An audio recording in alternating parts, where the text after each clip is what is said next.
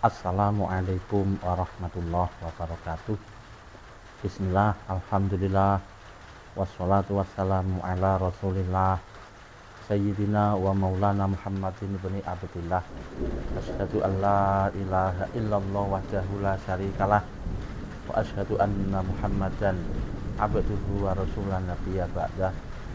Sallallahu ta'ala fi kitabil karim wa huwa asdaqul qailin.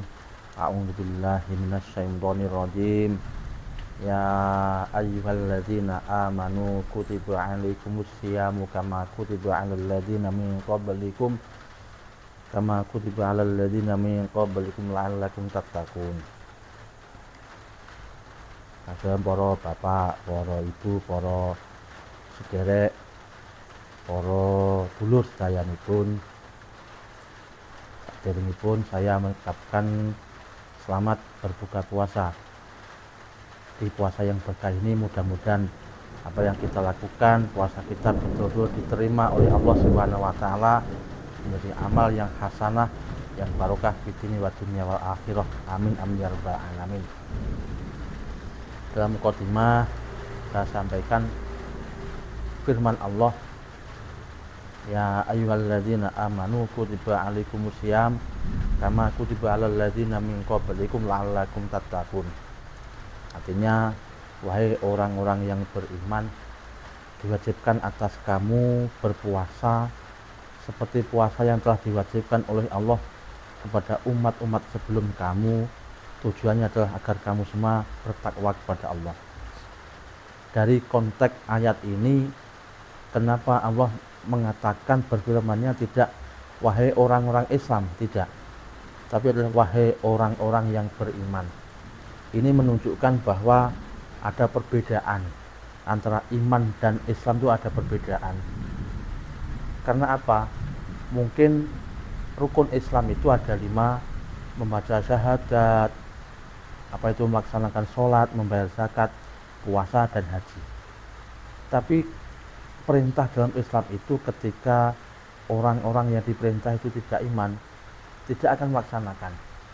Sehingga makanya perintah sholat, perintah puasa terutama, karena ini waktunya waktu berpuasa, ini Allah dikhususkan oleh Allah, diperintahkan kepada orang-orang yang beriman.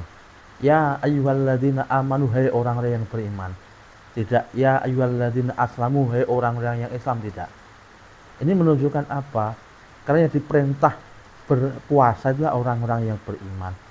Karena apa? Kalau nggak iman, mungkin malas berpuasa, itu malas.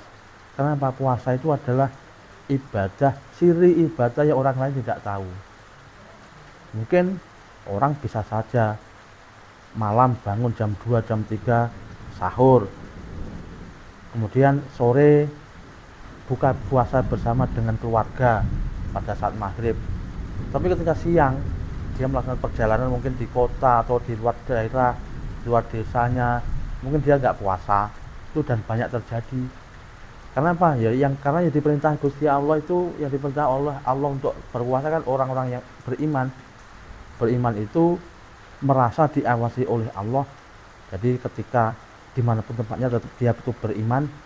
Nah, itulah yang menjadikan perintah dasar Allah memberikan perintah berpuasa itu kepada orang yang beriman. Nah, itulah sehingga mungkin kita menemukan di jalan-jalan, di tempat-tempat umum, saudara-saudara kita, mungkin teman-teman kita, mungkin ya handetolan kita, kelihatannya Islam, kelihatannya iman, itu kan kelihatannya. Mereka Islam nggak? Ya Islam. Tapi kenapa nggak puasa? Karena nggak beriman, gitu maksudnya. Jadi kan ketika Allah memerintahkan wahai orang-orang yang beriman, diwajibkan atas kamu berpuasa, itu tujuannya karena yang diperintah puasa itu bukan orang Islam tapi orang yang beriman. Ya ayyuhalladzina amanu itu. Kemudian kenapa kok diwajibkan atas kamu seperti diwajibkan pada umat sebelummu? Dulu sebelum umat Muhammad, sebelum umat Islam, itu hampir semua melaksanakan puasa. Mulai dari nabi Adam dan seterusnya sampai Nabi Isa sebelum Nabi Muhammad, semua umat-umat itu melaksanakan puasa. Orang-orang Hindu juga melaksanakan puasa di Indonesia ini. Orang-orang Buddha, orang-orang Nasrani juga melaksanakan puasa. Sehingga karena itu melakukan puasa, orang-orang Islam itu, orang yang Islam yang beriman itulah juga diwajibkan untuk melaksanakan puasa seperti umat-umat sebelum orang-orang Islam yang terdahulu. Untuk apa?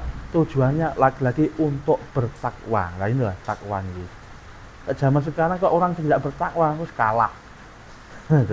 Karena baju saja sudah banyak yang takwa.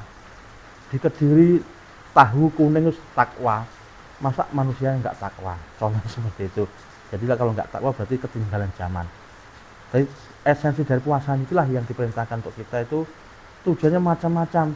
Selain kita untuk menambah ketakwaan kita kepada Allah, di antara kita berpuasa itu juga melatih diri kita untuk bersifat disiplin.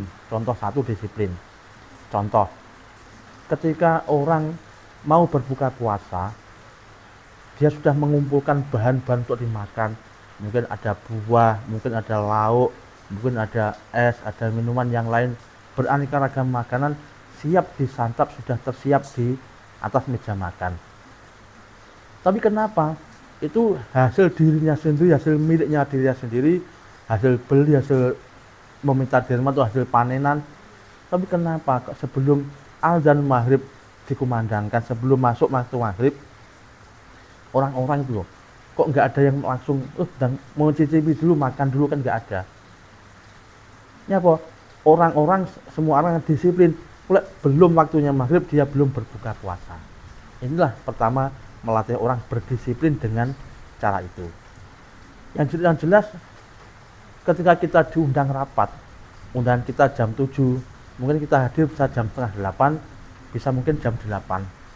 Ketika kita diundang dalam satu acara resepsi, kita diundang jam 2, mungkin bisa hadir jam 3, jam 4. Tapi ketika kita diundang buka bersama, apa yang terjadi? Kita diundang buka bersama jam 6, mungkin kita jam setengah 6 sudah hadir. Jadi kalau undangan rapat, undangan apapun, diundang jam 6, mungkin datang kita jam 7 atau bahkan lebih. Tapi ketika kita diundang buka bersama, buka puasa jam 6, tapi nantinya kita datang biasa sebelum jam 6. Kita makan, kalau belum waktu maghrib kita tidak akan berani makan. Itulah tujuan Allah memberikan atau mewajibkan pada kita untuk melaksanakan ibadah puasa itu dalam rangka untuk melatih keimanan kita. Yaitu pertama, disiplin. Yang kedua, untuk menambah rasa empati kepada teman, kepada saudara yang sesama muslim. Apa itu?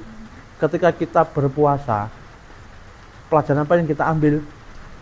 Rasakan ketika kita berpuasa, mungkin perut kita lapar, tenggorokan kita haus. Berarti ambillah pelajaran dari itu. Bayangkan teman-teman kita, saudara kita yang kurang makan, untuk beli makan susah, untuk beli minuman susah. Berarti seperti inilah orang yang sulit makan, tidak punya biaya, tidak punya uang untuk beli makanan. Seperti inilah. Akhirnya timbul rasa empati kita. Oleh ngono tak bantu deh wong-wong teman-teman kita, saudara-saudara kita, tetangga kita yang barangkali kurang ada makanan, kurang ada asupan minuman. Itulah yang kedua, untuk menambah rasa empati pada teman-teman kita. Tentunya yang ketiga itu karena melaksanakan perintah kita berpuasa. Jadi yang satu agar kita bertakwa, kedua mungkin untuk menambah rasa disiplin kita, yang ketiga untuk menambah rasa empati kita kepada masyarakat. Untuk materi yang selanjutnya itu untuk menambah kesehatan kita. Karena apa? Kalau Nabi Muhammad itu pernah bersabda bahwa sumu tasihu, berpuasalah kamu. Kalau kamu semua mau berpuasa, maka kamu akan sehat. Kita tahu di keterangan dari para dokter atau para medis itu, kebanyakan penyakit yang diderita oleh seseorang itu ternyata kebanyakan adalah dari pola makan, dari kehidupan, dari pola makan, karena dari lambung kita yang terlalu banyak makanan yang mungkin kurang sehat.